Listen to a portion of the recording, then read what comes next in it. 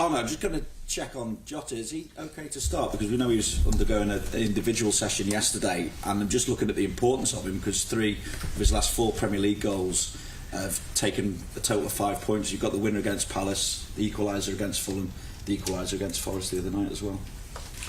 Yeah, there's no doubt about the fact that Jota is an important player for us. But he wasn't, like you said, on the training ground yesterday, so that means we have to see today where he is. So it's not sure that he will be available for tomorrow. We have to wait and see today. What's the issue there? Yeah, he felt a little bit when he came in, a little niggle, is that the way you say it? Yeah. During the half hour he came in and he could finish the game, but afterwards he complained a bit about it. And that's why he didn't train yesterday, and we have to wait and see if he's available today and then of course tomorrow. Obviously, we're looking at the title race and see the gap is 4 points at the moment. And we look at the game against Brentford as an opportunity to put pressure on Arsenal now because they play after you. So how do you see it? Does it come into the thinking now that you can ask the question of Arsenal and then they have to respond? No, I don't look at it that way. I didn't even know that they were playing later than us. I only look at the opponent we have to face, and I know that's a tough one. Brentford was my first Premier League game, I think. And then I already thought like, oof, if this is going to be the resistance we get every week, then it's going to be then this is a more difficult league than the Eredivisie, which I knew before I came, but it was proven that day as well. And they've had a very good season till now. Had a 2-2 against City, great game. Both teams creating a lot of chances. And their manager has done a fantastic job for so many years now. You can see that it's a team that has worked together with their manager for a long time. So that's my only focus, and not on when does Arsenal play or when does Chelsea play or when do all the others play. We only focus on ourselves and the team we have to face. And when the advantage at the top of the table has narrowed the way it has, how does that impact the squad mentally, if at all? I don't think we are as much as the media thinking about the league table every second of the day. We are trying to get the best out of the players, and with we I mean my staff, and the players trying to get the best out of themselves every single day. And these players know how long the season still is and how many games they have to be in the best possible form to win something in the end of the season, which is not something that happens every single season. So we are not so focused on the league table as other people are. We are focused on getting a good training session today and getting a good game tomorrow. And as a result of that, we are hoping for a result. But the only way to get a result is to work on a daily basis in the best possible way. Thank you. Just building on that point about Brentford, it was Virgil that mentioned after the game against Forest that people might jokingly, he said, think we're in a bit of a crisis, but that's just another example of how tough the Premier League is this season, and Brentford are a real example of that. Yeah. Do you agree? Yeah, the last thing I agree, and the first one as well. This season, maybe more than every other season, shows the strength of every single team that's in the league. Even yesterday evening, I think it was quite a surprise to see Southampton going toe-to-toe with United. So it shows you that in the second half of the season, and I told this thing last week as well, it's even harder to win your games than in the first half of the season, because teams are longer together, managers working longer with the team. You've played already once against each other, so maybe there's a different game plan. So some teams bring players in to strengthen the squad. So, and teams are fighting for getting into Europe, winning the league, trying to stay in the league. So second half of the season is always even more difficult than the first half of the season. And Brentford is an example of a team that was already really strong in the first half of the season, especially at home. But it had maybe something to do with the fixture list as well, because they had a lot of difficult away games. But they are a very good team for a few years now, and they've showed it this first half of the season, and especially Tuesday evening again against City. You've got a really busy period coming up now, where you're, for the next foreseeable future, going to be playing weekend. Do you vary things in training? Do you do anything differently in order to be able to make sure that the squad is fully prepared for that? No, because if I remember correctly, this has been the situation from the moment we started against Brentford. Maybe that was the only week afterwards where we didn't play a game during the week, but from that moment on it was almost every time since the Champions League started. It's almost every week a double program, and then you would tell me, yeah, but there were international breaks where they went to the national team, which is true, because there were 10 days off for me or 7 days off for me, but not for the players. So even in March, again, where you feel like, okay, there's a break in March, but I know a bit better than every other country where the Dutch team plays against, and that's Spain. So it's going to be for Virgil, for Cody, and for Ryan, 2 very tough games against a very strong team again, when you guys think they have a break. So this is, for the whole season, it's like this. This is what makes the Premier League the hardest league in the world to play in, I think, and to compete in. But we've tried to prepare them in pre-season and during the year for this schedule. So if you look in it a bit closer, you see that every 3 or 4 weeks there's been a break for a player like Virgil, when we had the League Cup game or an other game where he was off during the week. And that is the way we try to manage it. And what the good thing is, what we still see is that the physical output is, even after the winter break, is even higher than before. So they are completely fit and ready for this program. But if you look at the results, you could argue differently. But I've said many times before, that is 9 out of 10 times because of the resistance you face from the other team, and not about if it's a 12-15 kickoff or injuries or other excuses that are mostly there. It's always about the quality of the team you face, in my opinion. Arne, Darwin Núñez available again after suspension. He's still struggling for goals. We know he has so many different facets to his game, but you can see his confidence is being affected by the lack of goals. What do you do in that sort of situation to try and... The vital component is the composure, but it's not an easy quality to bring to somebody when they are struggling confidence-wise. Yeah, but that's your perception, and maybe the perception of other people as well. But it's not my perception that he's struggling with self-confidence. He was involved against Accrington Stanley in the first goal again as well. He was involved in the goal against Fulham that Jota scored, and he scored one against Southampton. And I think after that, it wasn't that he had many starts, maybe one time. I don't know exactly. So...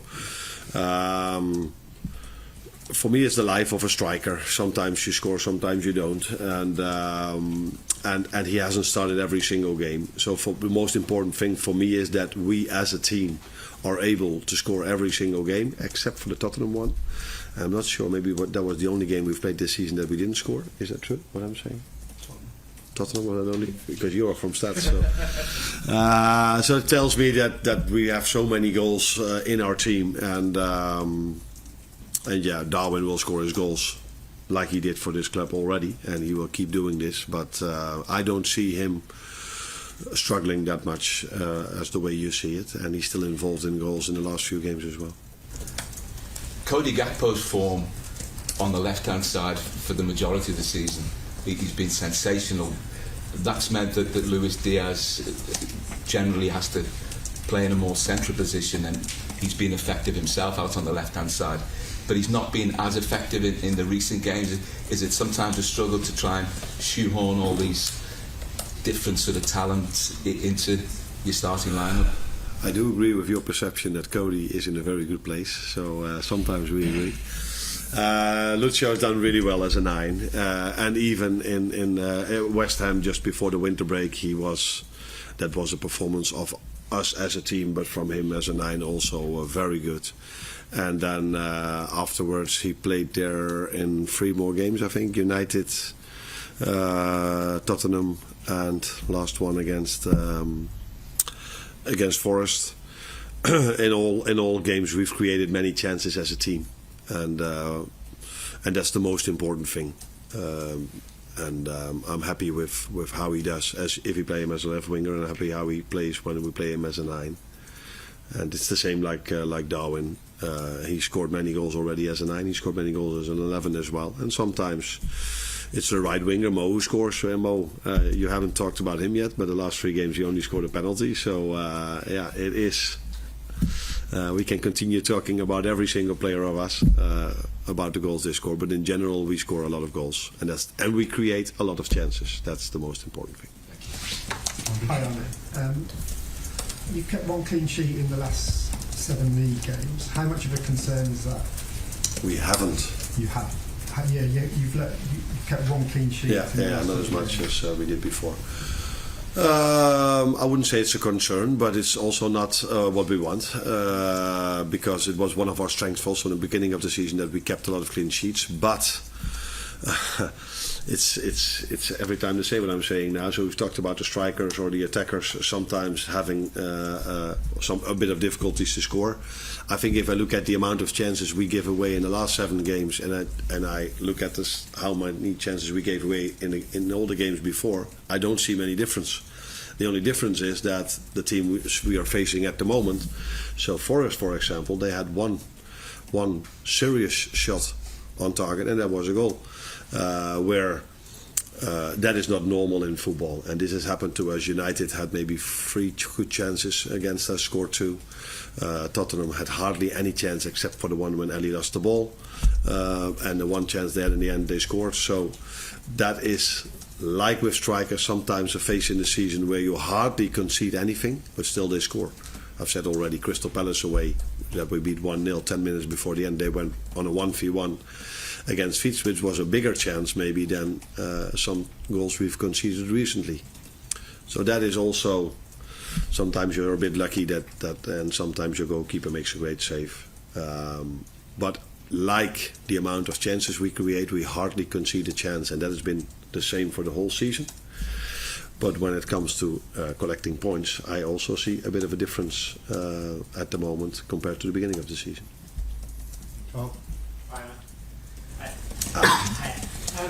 just wondering, when you see a Premier League rival investing in a player with a 10-year contract and the finances that involved, is that a reminder of just how good you have to be consistently season over season to be able to compete with sort of that sort of investment? Not particular about the investments, but we know how good we have to be every single day to compete in this league. So it's not only the club you are now referring to. Chelsea also spent 1.2 billion, is that the way you say it already? Yeah. United spends an incredible amount. Every team spends a lot of money over here. That's why it's such an interesting league to be part of. And some season this club spends a bit more, the other season the other club spends a bit more. So that's what makes this league so intense and so difficult to win this league. And but that's also the reason why we all want to be here, because you want to compete against the best, with the best, and we are very happy with the team we are having at the moment, and we are still able to compete with all these teams that are spending incredible amount of money. Can I just get on Jota, just with his injury history, do you have to sort of treat him slightly differently, a special programme just because of the injuries he's had and where you have to catch him? Not because it's Jota, but I think every player has an individual program. I've said this last week, I think as well, that 80 or 90% of they do the same. But of course, every individual has things he wants to improve or to prevent him from getting a certain injury that he maybe had in the past. So of course, there's an eye on him doing some individual work to prevent him from getting injured. But that's not only with him, that's with all the others the same. So there is a special program for him, as there is for every single player. There's a special program for every single player, but 80 or 90% is for every player the same. Hi, Arne. As it turns out, Forrester Holmes, the only other time didn't score, just in case you were wondering. Attacking depth is such a massive commodity for all teams at the moment this season, and Liverpool's has been much celebrated this season, but we actually only ranked 12th for goals from the bench. Jota's was only the 3rd time this season Liverpool scored a goal from the bench in the Premier League this season. And you've spoken so often about how games are tight, and going up against a team like Brentford, who are very good at scoring late on. Is this something you'd like to see improving on, and do you think there's something your attacking subs need to do more to kind of affect the game? No, because there was not many times a reason for them to affect the game with a goal. Of course, if we play, we want to score goals. Let that be clear. But one of the things I would like us to do better in the second half of the season, in the first half of the season, although it wasn't many times necessary, to make a late goal winner. Is that the way to say it? So there were a few games, United, Fulham, this one, where we created chance after chance, because everybody only reminds the Maguire chance, but in the 7 minutes before we created 3 big chances. So we had a lot of chances in these 3 games to score the winner in the last phase of the game, but for almost all the other games after 75 minutes we were already leading. So there was not a real necessity then to score in the end, but in the 3, 4 or 5 games where we weren't winning yet, we did create a lot of chances, but were not able to score. Like I said, it's such a small sample size. If there's only 3 or 4 games where we needed a goal, it's a bit simple to make the conclusion that we don't score it then. So then hopefully we don't come in these situations a lot. But we definitely, if we are coming in those situations, have 1 or 2 or 3 times a moment where we do score in the last minute of the game when we deserve it. Arne, I just wondered if Diogo's injury struggles might maybe affect your thinking around Jayden Danns potentially going on loan this month, whether it would be worth keeping him around. Yeah, I think you take a lot of things into account if you want to loan out a player, and this could be one of them, but there are also other factors you take into account. Is it good for a player to get some playing time, yes or no? Do we think we still need him? We do have already 3 options for the number 9 position. And it's not like that we expect Jot now to be out for a long period of time, so it will be a struggle to have him on the pitch maybe on Saturday, maybe tomorrow. But we're hoping to see him on the pitch in the near future again. So we have 3 options. But Jayden did really well when he came in, so we have actually 4 options, and then it's up to us as a club to make the best possible decision for the near future, but also for the long-term future of this club. Yeah, just a question on opposition. Your first Premier League game at Anfield was against Brentford. What part of their game do you see as a threat?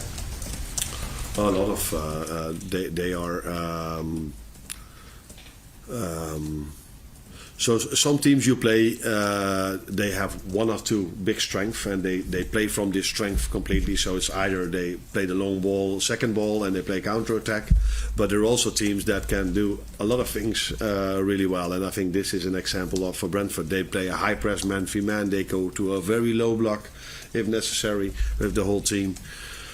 Can score goals in all different ways. We all know their set piece strength, of course. They can score goals in the first seconds of the game. So there's a lot for me to prepare the team for when we play Brentford. There are also some teams that are very good in 1 or 2 things, and that you can tell the team, now I have to take a bit more time for this game to show them or tell them what the strength of Brentford is. So there's not one strength. I think they have many strengths, many different options, many different players. They can play with 5 at the back, they can play with 4 at the back. So it shows me that it's a team that has worked for so many years with the same manager already, because it's quite difficult to get one formation in your team, let alone if you want to have 2. And that mostly is the situation if you work longer together. Then you're able to bring more formations into your team. So it's a lot to prepare them for. Can I just check, is Luis Diaz okay?